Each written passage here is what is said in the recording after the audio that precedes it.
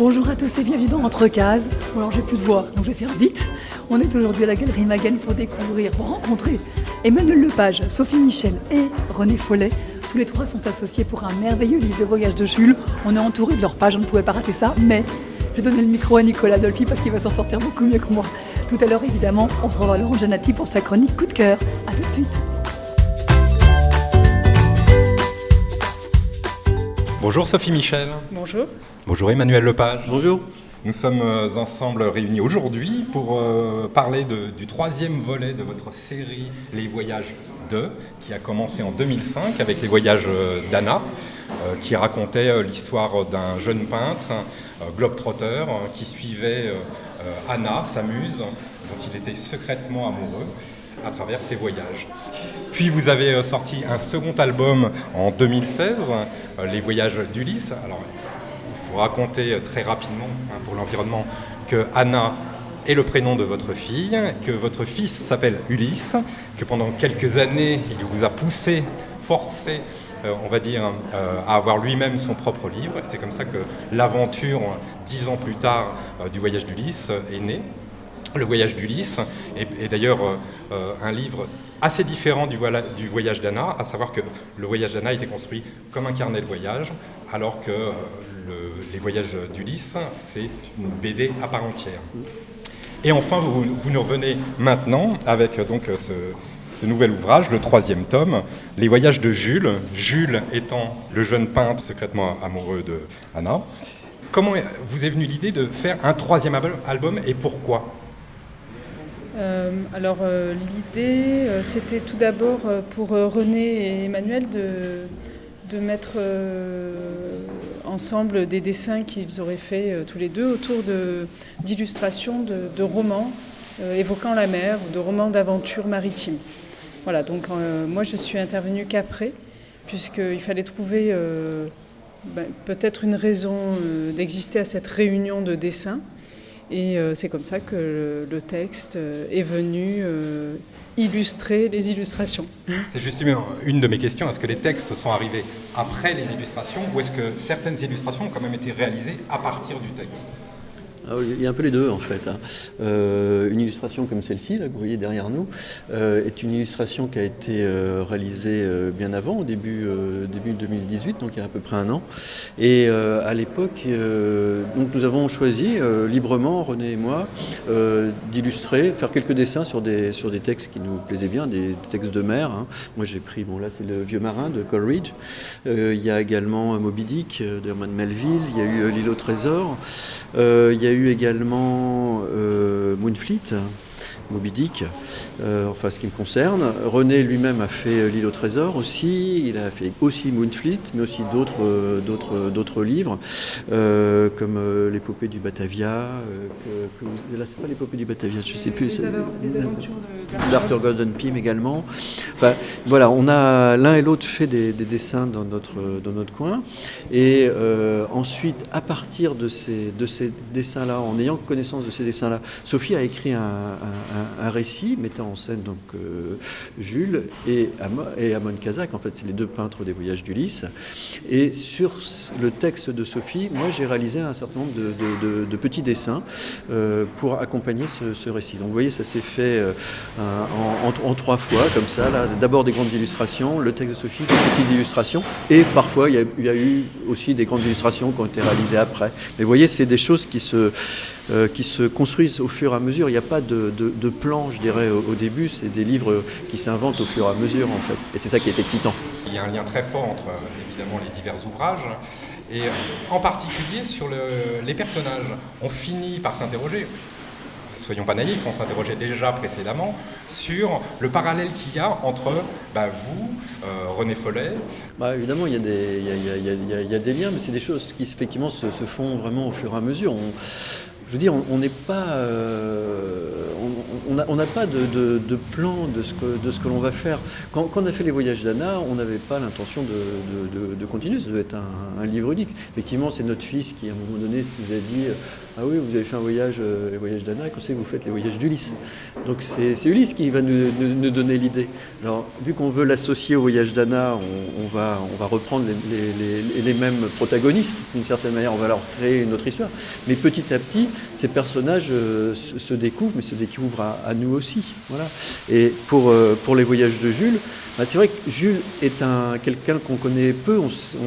C'est un personnage plutôt naïf, plutôt optimiste, amoureux, séducteur. Enfin, Sophie disait parfois une sorte de ravi de la crèche parfois. C'est un grand optimiste, mais quand même, dans les voyages de Jules, en tout cas, s'il y a eu au moins une inspiration dans la réalité, c'est aussi la relation entre Emmanuel et René Follet. Évidemment. Une relation de maître à élève qui peut parfois s'inverser, puisqu'il y a de l'admiration qui est partagée des deux côtés. Et donc, j'avais quand même envie de m'inspirer aussi de leur relation à tous les deux pour créer ces deux personnages et le lien et ce qui les unit. En rajoutant, bien sûr, puisque c'était l'objectif du livre, la littérature. La littérature comme lien entre ces deux artistes. La littérature et la peinture, puisque ce sont des peintres dans l'histoire. Vous-même, vous êtes un petit peu Anna ou pas du Non, tout non, alors j'ai pas du tout cette projection. Non, pas du tout. Anna, c'est l'amour idéal, quelque chose après quoi on peut courir. Après quoi Jules court, peut-être après quoi tout le monde court. Mais non, elle est, en plus de tous les personnages, entre Anna, Jules et Salomé dans les voyages d'Ulysse, c'est quand même celle qui est le moins... elle est la moins réelle, elle n'est pas étayée par une histoire, on la connaît peu. On la connaît à travers la quête de Jules. Voilà. Et dans les voyages d'Anna, on a un petit peu accès à elle, mais c'est quelqu'un qui s'enfuit tout le temps, donc elle est difficile d'accès. Donc non, je n'ai pas de projection sur Anna. Dans ce nouvel épisode, la part d'écriture est particulièrement présente. Il y a quasiment plus d'écriture, et c'est l'écriture, là, pour le coup, qui donne complètement le rythme à l'ensemble de l'histoire. J'ai une question particulière. L'ensemble de la trilogie se situe donc à la fin du 19e siècle, et vous avez choisi d'écrire avec un style retraçant l'époque, évidemment. Est-ce que c'est compliqué, ça, d'écrire comme ça, d'écrire avec peut-être une retenue par rapport à une écriture plus moderne, et en même temps à éviter peut-être les écueils d'un vocabulaire trop complexe qui pourrait ne pas être compris aujourd'hui par les lecteurs? Non, c'est venu assez naturellement, c'est-à-dire qu'il y a une manière de s'exprimer des personnages qui est finalement assez recherchée pour nous, oui, mais qui n'est pas difficile à mettre en œuvre. C'est pas, effectivement, même les aspects correspondance, parce que c'est une correspondance en vérité, c'est oui, comme une longue lettre. C'est comme une longue lettre, oui, c'est comme une longue lettre et comme un journal, donc une longue lettre où on oublierait qu'on s'adresse à quelqu'un d'autre que soi-même. Et Jules voit Anna comme un autre soi-même, il est en totale confiance avec elle, donc il se livre, et en même temps c'est se livrer avec une retenue qu'on avait quand même au 19e siècle, on n'évoquait pas tout. Peut-être Anna est la plus libre des deux dans son écriture, elle est plus libre que Jules. Je pense qu'elle va plus évoquer des choses de manière concrète. Lui, il passe par des images, voilà. C'est déjà un grand timide, il n'a jamais su dire. C'est un grand romantique, un optimiste, quelqu'un qui n'a pas une confiance démesurée en lui, mais qui va quand même aller jusqu'au bout. Voilà. Pour les aspects visuels, pour les aspects graphiques, donc vous me disiez à l'instant que beaucoup de dessins étaient déjà réalisés, qu'à partir de là, les textes se sont créés, enfin, vous avez créé les textes.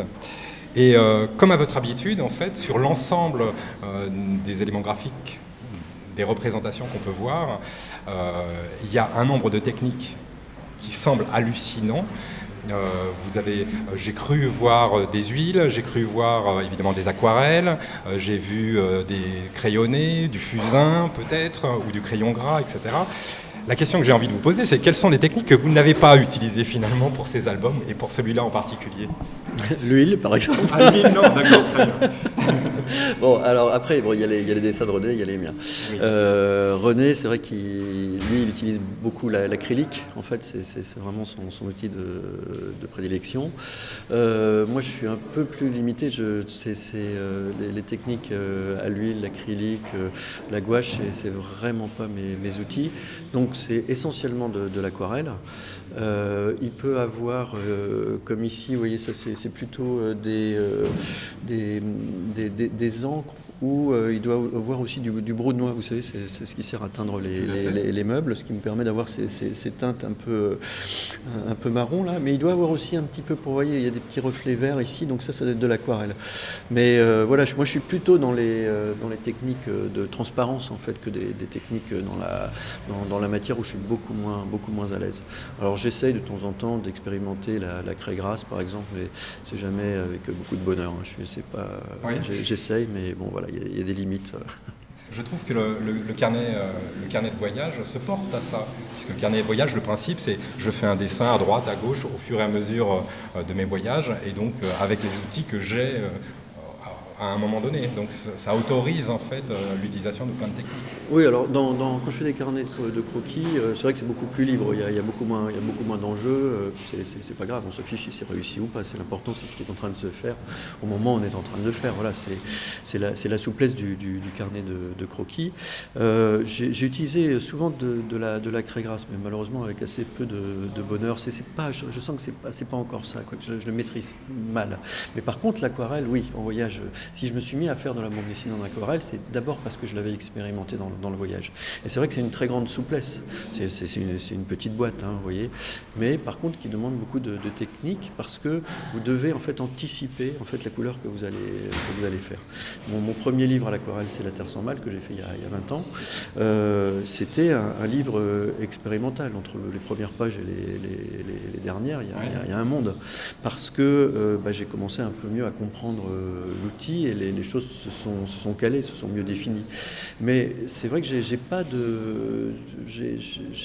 crois que j'ai assez peu d'appétence aux techniques acryliques, gouache et tout ça, parce que je pense qu'au fond, je ne les comprends pas. Voilà. Disons que je peux avoir une approche scolaire de cet outil. Pourtant, j'ai des amis comme René Follet, j'ai eu Pierre Joubert il y a quelques années, qui étaient des maîtres, l'un de l'acrylique, l'autre de la gouache, qui m'ont montré. Ils m'ont dit, regarde, tu vois, c'est facile, tu fais ça comme ça. Alors, je crois que j'avais une approche très scolaire de ça, donc je peux le faire ponctuellement, mais j'ai pas, si vous voulez, il faut pouvoir la saisir pour pouvoir jouer avec. Voilà. Et au moins l'aquarelle, je peux jouer avec. La gouache, c'est bien simple, je sais faire que des aplats et des dégradés. Voilà. Et c'est ce qu'il y a dans les voyages d'Ulysse. Il y a de la gouache dans les voyages d'Ulysse, en aplat et en dégradé, parce que je ne sais pas faire autrement. Et sur l'aspect scénaristique, comment est-ce qu'on construit un tel ouvrage en fait? Parce que c'est pas de la bande dessinée, c'est-à-dire que vous n'êtes pas obligé de faire un découpage case par case, page par page. Comment est-ce que vous l'avez construit? Là, le défi, c'était de citer les œuvres romanesques, oui. Sans être justement dans la citation et dans le catalogue d'œuvres. Donc pour cela, il fallait que le personnage de Jules existe, soit fort, et prenne le pas sur les citations. Donc l'enjeu, c'était ça, réussir à donner suffisamment de matière pour que les illustrations aient leur raison d'être dans le livre, sans que le lecteur s'ennuie en disant voilà, maintenant ça y est, on est passé de tel livre à tel livre. Donc pour moi, ça a été de donner vraiment une histoire à Jules, une histoire complète depuis l'enfance et surtout l'enfance, pour qu'on comprenne son attachement au personnage romanesque, son attachement au voyage, ce qui fait bouger le personnage, le désir qu'il a. Il y a une base littéraire classique d'aventure assez présente malgré tout, mais qui illustre bien effectivement le propos. J'ai vu Faulkner cité, Verne, etc. Et puis, comme on en parlait à l'instant, de très grandes œuvres classiques. Est-ce que vous avez ça en commun tous les deux, le goût pour ces livres-là, ces romans-là, ou est-ce que c'est venu justement pour cette série en fait? C'est un goût qu'on partage quand même pour la littérature. Oui, la littérature en général. Mais c'est vrai que c'est des livres, je sais par exemple pour les au trésor, Un milieu sous les mers, Moby Dick, ce sont des livres que j'ai lus jeune, ado. Hein. Donc évidemment, c'est souvent ces livres-là qui marquent le plus. Mais oui, je pense qu'on partage en commun le bonheur de lire. Et alors évidemment, on se pose la question, comme vous nous faites la surprise de temps en temps d'en sortir un nouveau, est-ce qu'il y en aura un quatrième? Alors me dites pas non, j'ai déjà moi plein d'idées à vous soumettre. Est-ce qu'il y aura les voyages d'Amon par exemple? Non. Non. C'est pas prévu. C'est pas prévu. Donc pour l'instant c'est pas prévu, mais rien ne l'interdit. Non, parce qu'en fait, pour nous, c'est clos. Voilà, Oui. on a une idée, c'est cohérent, ça prend son sens. Après, je pense que c'est au lecteur aussi d'imaginer d'autres histoires. Allez-y, imaginez d'autres histoires. Mais je pense que ce qui est bien, c'est les livres, une fois qu'ils sont publiés, ne nous appartiennent plus, et puis chacun se l'approprie, en fait. Hein, c'est ça. Nous, on prend beaucoup de plaisir à le faire. Je pense que là, ce sont vraiment des livres d'amitié, de collaboration, de plaisir de travailler ensemble. Hein. Je pense qu'on invente en fait des livres en travaillant ensemble. Parce que, vous savez, c'est pas comme j'ai pu moi travailler parfois, le scénario, le dessin après, chacun dans son coin, la couleur après. Non, là tout se fait ensemble par des allers-retours, comme on vous expliquait sur les illustrations, les textes, les petits dessins, les dessins qui nous arrivent, qui n'étaient pas prévus et qu'on va essayer d'intégrer, qui va chambouler un petit peu tout. C'est ça en fait qui est excitant dans la création en fait, de ces livres-là. On se dit qu'il y a un livre quelque part, mais on ne sait pas très bien comment on va y arriver, on ne sait pas très bien ce qui va être. Mais pour l'instant, on n'a pas d'idée de poursuivre ça, parce qu'on a l'impression que voilà, on a donné tous les éléments qu'il fallait, et puis ça a sa cohérence, les fils se recoupent, mais évidemment la vie des personnages vit, mais en dehors de nous, quoi. Bon, enfin, moi, en tant que lecteur, j'espère qu'il y en aura encore d'autres. Quand même pour les voyages d'Amon, il faudra bien relire, mais Amon est assez sédentaire. Oui. Il n'a pas trop bougé de son atelier. Oui, mais moi, je pensais au voyage qu'il aurait pu faire dans sa tête, justement, pour accompagner... On les voit un peu, quand même. Voilà. On verra pour la suite. Pour terminer, nous sommes ici à la Galerie Maguienne à l'occasion d'une exposition qui propose, en particulier qui expose certaines de vos œuvres avec celle de Lax et celle de René Follet. Dites-nous un petit peu, est-ce que c'est vous qui avez choisi ce qui a été exposé aujourd'hui et qu'est-ce qui est exposé de votre œuvre aujourd'hui, de votre immense œuvre de Oui, c'est moi qui ai fait la sélection. Et ici, donc, il y a essentiellement deux livres, en fait, hein, Les Voyages de Jules et Armen. Oui. Il y a eu d'autres expositions sur des livres précédents. Donc voilà, c'est ces deux-là essentiellement. Il y a à la fois les grandes illustrations, comme ici, comme parfois des plus petits dessins, ceux qui illustrent plus le texte qu'a écrit Sophie. Voilà, puis autrement, les œuvres de René qu'il a bien voulu confier aussi à Daniel Maguen. Et puis le merveilleuse Maternité blanche rouge de Lax, qui est un livre fantastique. En tous les cas, l'exposition est magnifique. Elle se tient donc à la Galerie Maguienne à Paris jusqu'au 8 juin. Et puis nous nous sommes donc retrouvés pour le 3e tome des Voyages de, donc, qui s'appelle Les Voyages de Jules, aux éditions Daniel Maguen. Merci beaucoup. Merci. Merci. Bonjour René Follet. Bonjour René Follet. Bonjour. Je suis très très fière de vous rencontrer, vraiment, d'être un être rare. Vous avez plus de 70 ans de carrière, vous avez connu tout le monde, de Hergé à Vance, à Rodolphe pour les auteurs plus récents, mais vous avez une carrière monumentale. Et là, on a le bonheur de découvrir vos originaux, des images, certaines anciennes, d'autres récentes, notamment sur les voyages de Jules. Vous avez même, j'ai trouvé une de vos toutes premières illustrations, elle date de 1945, c'était déjà l'île au trésor et vous avez à nouveau travaillé sur l'île au trésor ici. Donc pour vous, c'est aussi un souvenir de travailler sur cette façon-là. Bien sûr, oui. Par 3 fois, je me suis replongé dans l'œuvre de Stevenson. Et encore en plus dans l'album relatant la biographie de Stevenson, j'ai retrouvé l'empreinte de son œuvre, L'île au trésor. Mais cela dit, quand on vous dit que vous avez plus de 70 ans de carrière, on peut dire votre âge, vous on a le droit, vous avez 88 ans, vous dessinez toujours, vous travaillez toujours. C'est un bonheur vraiment de tenir le pinceau pour vous. Oui, sûrement. C'est devenu une nécessité. Et là, les images qu'on voit aujourd'hui, vous travaillez, oui, votre technique a forcément évolué. Qu'est-ce qui change ? Disons que l'habitude m'a donné peut-être un certain coup de main, mais ça n'empêche pas que chaque dessin livré est la 3e ou 4e version d'une longue recherche. Vous êtes quand même un maître. Il y a beaucoup d'auteurs qui vous citent souvent comme référence, comme influence. C'est-à-dire que vous n'avez pas eu un énorme succès public, mais vous avez un énorme succès d'estime auprès des professionnels du dessin aujourd'hui. Vous avez conscience de ça, d'avoir influencé des auteurs d'aujourd'hui ? On me le dit, mais je ne mérite pas ces qualifications.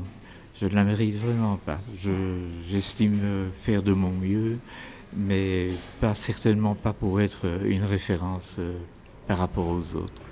Sur ce livre aussi, Emmanuel Lepage, c'est pas pour rien qu'il est venu vous chercher, c'est vous qu'il est venu chercher et pas un autre pour travailler avec lui. Il vous adore, vous le savez. Oui, et moi je lui rends bien l'admiration. C'est ça, vous avez une admiration. Elle est réciproque. Oui, ça fait plaisir, c'est que c'est mutuel. Vous avez une admiration réciproque, parce que vous n'avez pas la même technique. Et vous admirez aussi, lui, sa technique de l'aquarelle, comme quoi ? Sûrement. Je lui trouve un coup de main fantastique, auquel je ne peux absolument pas prétendre. Je suis plus tâtonnant, je cherche, et lui, ça a l'air de couler de source. Et voilà, et il m'a très généreusement tendu la main pour que nous établissions cette collaboration, qui m'a fait grand plaisir. Donc vous continuez à publier, vous continuez à travailler, vous allez dessiner toute votre vie, finalement. Oui, j'y tiens absolument, le plus tard possible. Merci beaucoup, René. Je vous en prie. Merci à vous, Emmanuel. Merci. On va maintenant retrouver Laurent Giannati pour sa chronique Coup de cœur BD Gestes. Il a choisi un thriller de première classe.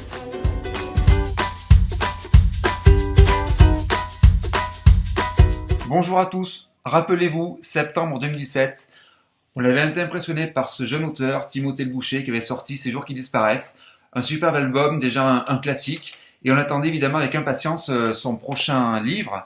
Et il vient de sortir, il est sorti il y a quelques jours, ça s'appelle Le Patient, donc toujours aux éditions Glénat.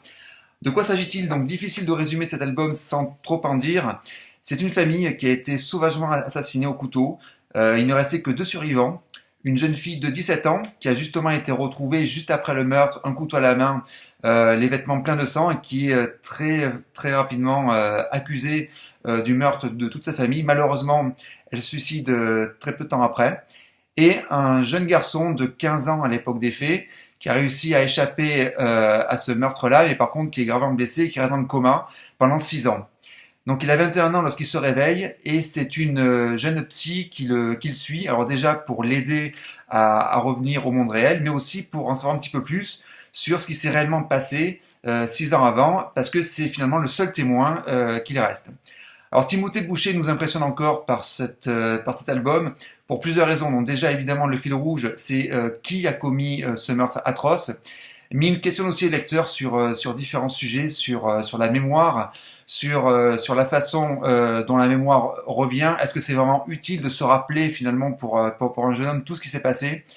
Il mène le lecteur par le bout du nez, il nous amène sur des fausses pistes. On suit d'un peu plus près la vie de la psy aussi, des patients qui entourent Pierre. Pierre est son nom, c'est le rescapé.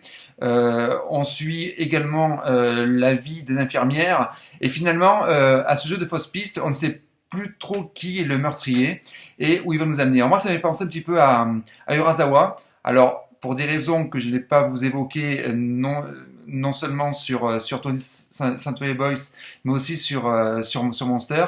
Mais au niveau de la construction du fait de revenir sur la psychologie de tous les personnages, il y a vraiment d'Urasawa et surtout un sacré coup de génie chez Timothée le Boucher, qui est vraiment un auteur à suivre avec attention. Et je vous recommande très très fortement. Donc Le Patient, je vous remontre encore cette couverture. C'est un album très très très dense et une fois que l'on commence à lire ce récit, il est très très très difficile de ne pas le terminer.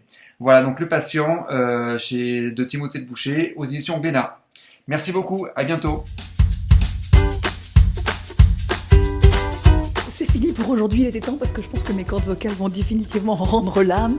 Vous n'hésitez pas évidemment, on compte sur vous pour vous abonner à Entre Cases, nous suivre sur les réseaux sociaux, Facebook et Twitter, on vous informe de toutes les infos actualisées de la bande dessinée. Sous l'émission, les liens pour tout savoir sur les livres dont on a parlé aujourd'hui. Merci à BDGES, notre partenaire, merci à Nicolas d'avoir interviewé et réalisé cette émission de jour. À très bientôt, salut!